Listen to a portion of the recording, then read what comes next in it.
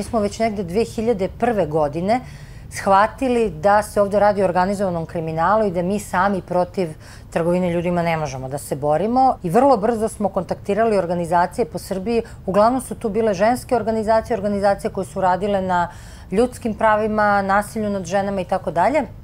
I edukovali smo ih na temu trgovine ljudima i negde su danas te organizacije uglavnom u polju prevencije, edukacije. Jako su važne za vidljivost problema trgovine ljudima na lokalu. Ono što je vrlo bitno je da smo mogli mnogo brže da dopremo do žrtve na lokalnom nivou, a da ne bude sve centralizovano u Beogradu. To je mnogo značilo i samim žrtvama, ali i drugim akterima u borbi protiv trgovine ljudima.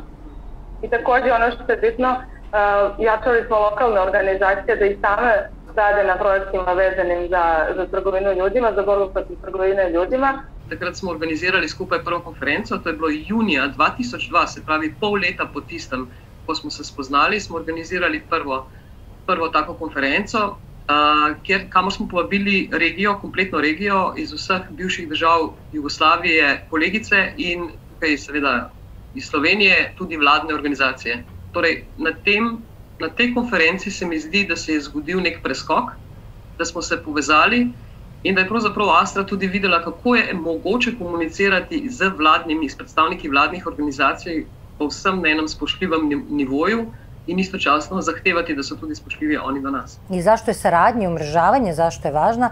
Pre svega kada radimo na konkretnim predmetima, na konkretnim slučajima, naročito recimo potragu za nestalim licima za koja sumnjamo da su završila u lancu trgovine ljudima, mi koristimo ove mreže kao i kada treba da pružimo asistenciju i podršku žrtvama koje su pronađene negde tamo, a treba da se vrate u Srbiju, znači prilikom repatriacije ili asistencije žrtvama ili pak stranim državljankama koje su ovde identifikovane kao žrtve, a treba da se vrate u svoju matičnu zemlju. Ticalo se deteta od 16 godina koje je sa svojim tadašnjim dečkom otputovala ilegalnim kanalima na području Italije, koji je zavrbo i obećao lepši život po dolasku u Italiji, da je to samo bio jedan od lanaca trgovine ljudima i da sva ta obećanja koja su bila, da nisu bila tačna, već naprotiv, sve su bile laži, tako da je ta devojka, odnosno